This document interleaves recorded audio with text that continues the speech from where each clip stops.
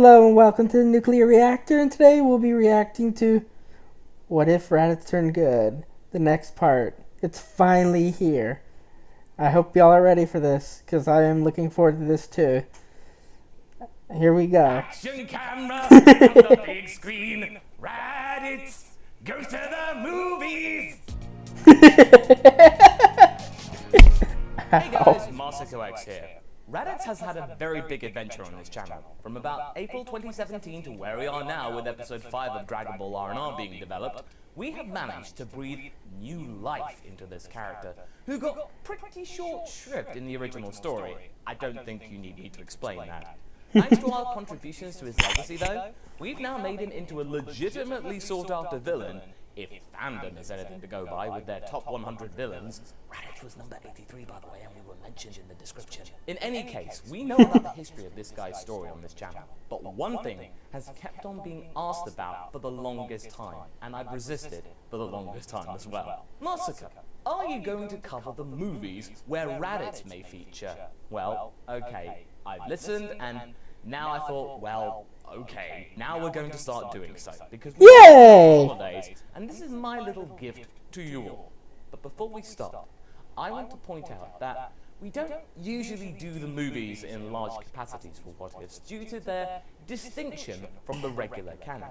If you do want to see my biggest venture, or my most ambitious one with the idea, check out the probably first What If on this channel, where I asked, what if the Dragon Ball Z movies were canon? Would you guys like me to react to that? Let me know if you guys do, because that seems interesting. If y'all really want me to react to that, I will. It's part of the history of these videos on the channel, and I may go back to that in the future and come up with a different version, but for now, this is my next best effort in tying the regular lore to the main lore. But let's focus on the Raditz today. We have established, and see what may happen with the inclusion of Raditz in the movies. Well, I hate to say it, but for the first couple of movies, Raditz doesn't feature, at least not directly. But before we start, I want to point out that I do have a Teespring store with plenty of R&R merch, and also a new Patreon tier, the $35 one, which is the Writers Brigade.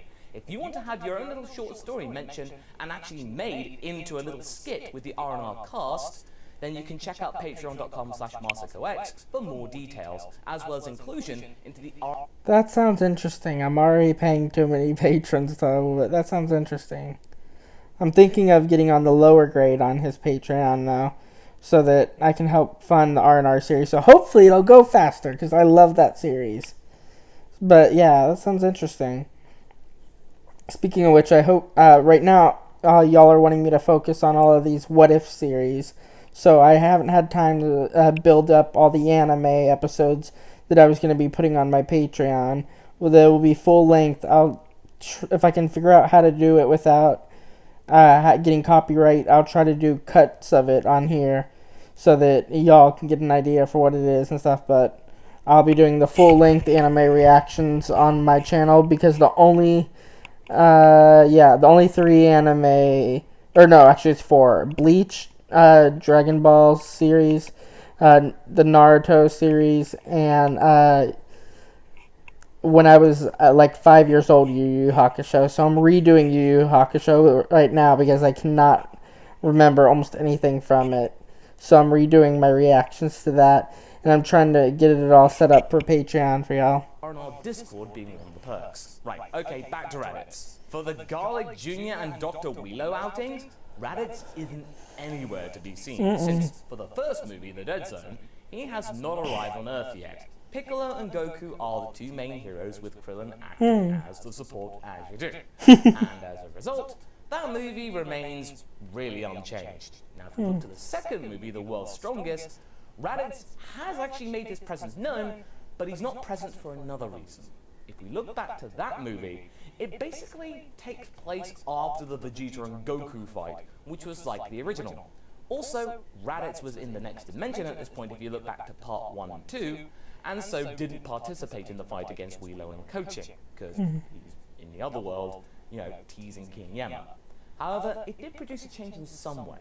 Piccolo here is slightly stronger in this timeline, as is Gohan, and so their contributions to the main movie are felt more. Now, if you're wondering why Piccolo and Gohan are stronger, it's because in the lead up to Vegeta and Nappa arriving on Earth back in part 1, we actually have Raditz's contributions meaning something. Having a Saiyan training, an extra person, does yield a little bit of an increase in productivity. You would think, and, okay, it was just for a few months, but it did show itself. So Raditz, without even realizing it, has actually helped, or at least made things a little more interesting. Piccolo is a little harder to control by the Biomen, as well as proving to be more of a challenge for Goku once he has been taken control of. And as for Gohan, his rage boost, thanks to Raditz's training, was stronger, and damaged Wheelo even more, took coaching out of commission entirely, much sooner than in the original, all thanks to Raditz and his presence back in the day. That's cool. The Tree of Might movie. Something would...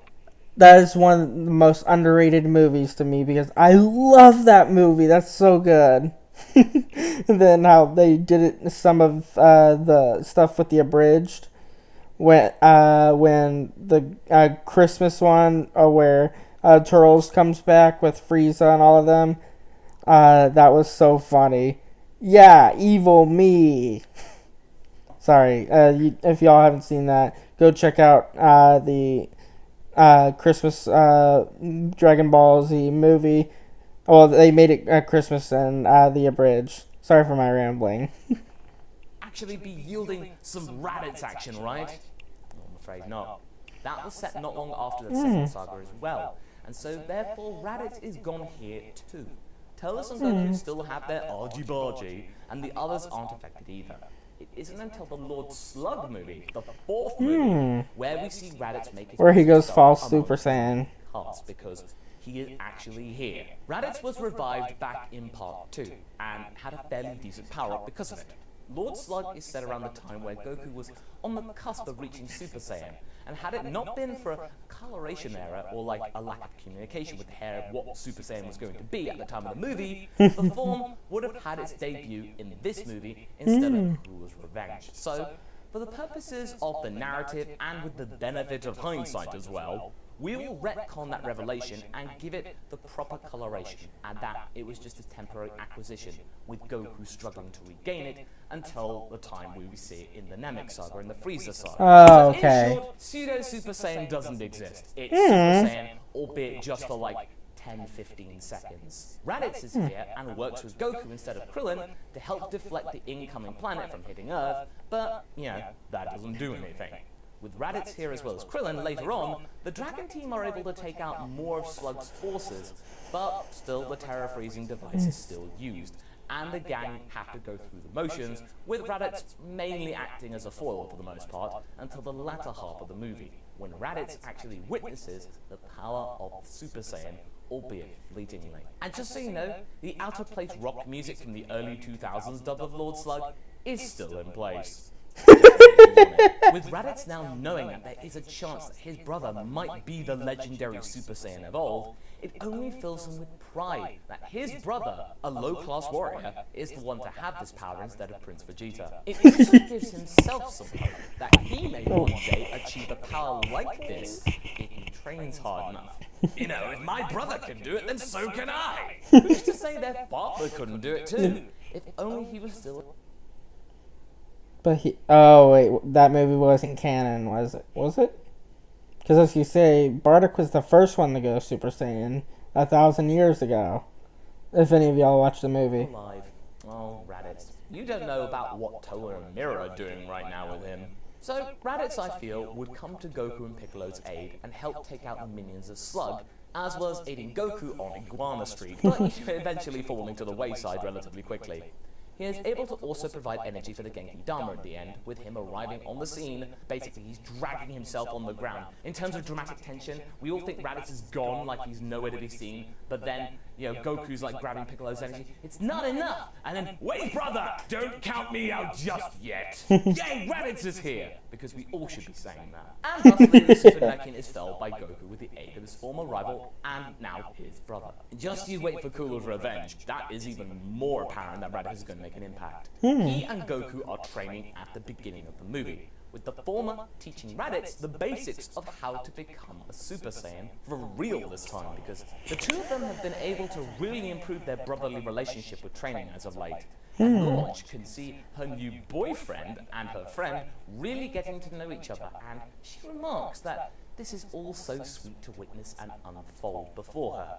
With several flickers of gold, Launch is amazed that she is seeing hints that her bow may one day match Goku in power, and that he may finally get the recognition that he also deserves. Raditz here, he also arrives on the scene when Cooler is here, and is about to take out Oolong, Icarus, Gohan, and of course Krillin. With Raditz here as well, Goku doesn't get hit by the energy blast that Cooler uses trying to save Gohan. As soon as they get there, Raditz makes a straight Sorry. for Gohan 2:38 in the morning. K and the others, as Goku stood up against Cooler. They're doing their dramatic stare down. Raditz takes the fall instead, doing his best to protect his nephew and his brother after growing quite attached to the lad and his brother, of course, especially after their first encounter, back in the days of Raditz being a bad guy. Raditz collapses into... No, Masako. No. I like Billie Eilish, but I've heard that song way too much. The stream down the waterfall with Goku chasing after the pair. They then fall down the waterfall, and then Goku cloaks his power level to make it so that all three of them seemingly succumb to the watery depths. Cooler is pleased to see two Saiyans eliminated with just one attack. However, his three henchmen believe that Goku is not injured, and he may prove to be a pest later on, but Cooler is far too proud right now, so instead just decides to do a casual search of the area. With Raditz down for the count, Goku takes Raditz and Gohan to a nearby cave like Krillin did, and waits for a moment to ensure that nobody saw them escape the waterfall or the river. They want to make a clean getaway. Once that has been made clear, Goku tells Gohan to grab on, and he grabs Raditz's leg. The three of them then find their way to Korin's tower, where Yajirobe and Korin are caught by... Oh, so this time they take them to their... surprise, having never seen Goku's new technique before. Allow for some comedic relief. Either way, Gohan tells Korin that a bad guy has arrived on Earth, and they need to revive Raditz, who is right now clinging onto life after a pretty bad wound. Korin remarks, "Wow, Goku, this new gimmick of yours is pretty convenient. Makes things so much easier. I mean, you put car companies out of business with this. You should really make some money, boy." Korin? Can you help my bro, please? When Raditz wakes up, he wonders where he is, and then spots his brother and nephew. Raditz takes this time to provide the exposition about Cooler, really describing him, having remembered him skulking around in the shadows, whilst his younger brother, was ruling the galaxy and all that, being the galactic emperor. What a low-life coward. Raditz can feel for himself that he's a little stronger, but remarks that without him acquiring Super Saiyan himself, he's really not much help, but he's gonna try. With Goku taking a beam for himself to ensure that he's at 100%, they teleport to where Krillin and Icarus are, and hiding, and they all regroup. With the arrival of Piccolo as well on the scene, they quickly dispatch the armored squadron, and then move on to Cooler, after the Namekian still gets taken out, unfortunately. With Raditz assisting Goku, the two of them take Cooler on pretty well. But when the brother of Frieza jumps to his fifth form, that moment... Oh, that's right.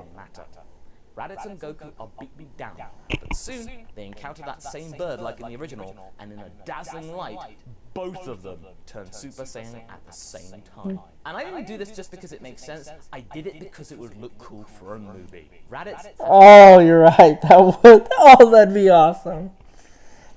Finally cracked it after realizing the precious balance of life, and not wanting to see any more lives cease because of him.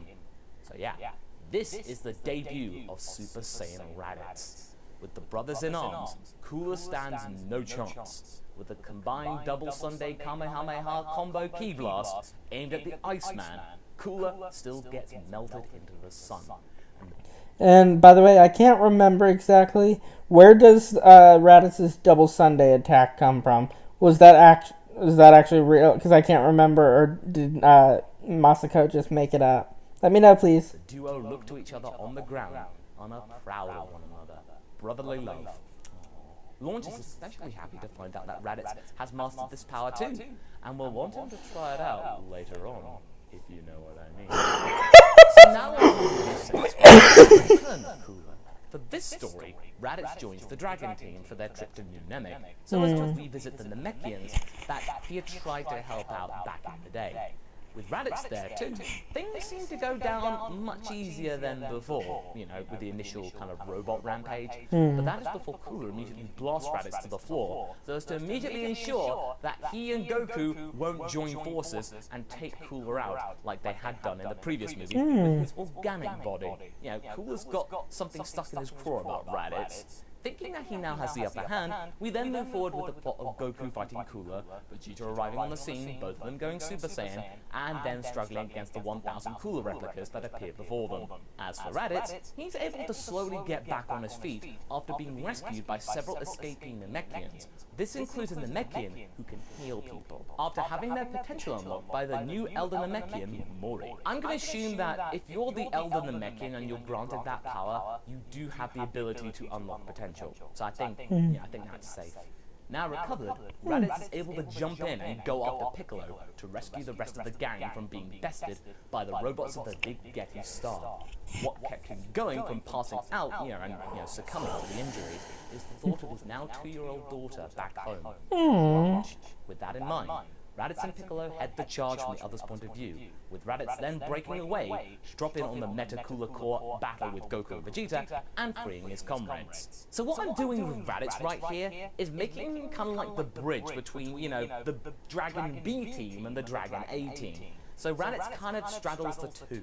He can fight with the other group, Piccolo, Tenshinhan, Krillin and all that, but he does have the power to be able to hold his own with Goku, Vegeta, Trunks and all that kind of stuff, so he can actually flip between the two. Allows for some dramatic tension, so he can actually do multiple things. And this isn't him being overpowered or anything.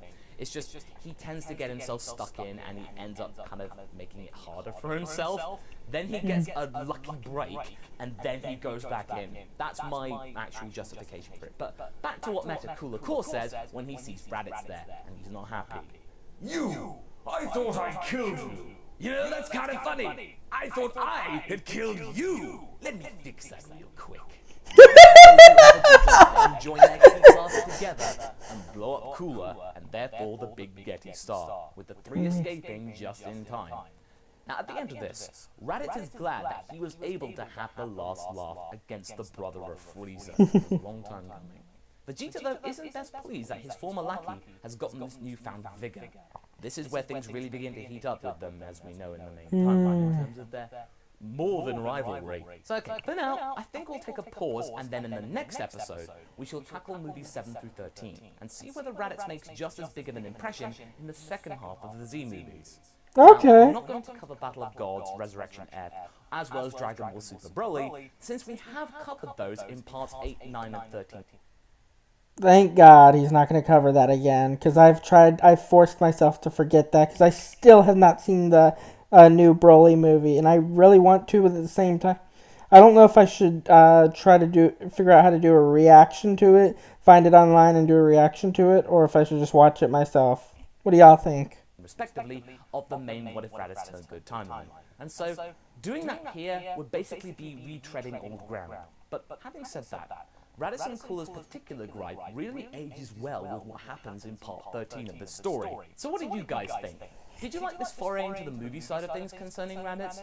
What do you expect to see now that we are potentially getting into the age of maybe seeing 4 Super Saiyans fighting against androids 13, 14, 15 in movie 7? Leave a comment below and let's get this discussion going. And I shall see you in the next video. Catch you later. So what y'all think? Let me know in the comments below, and let me know what y'all want me to react to next.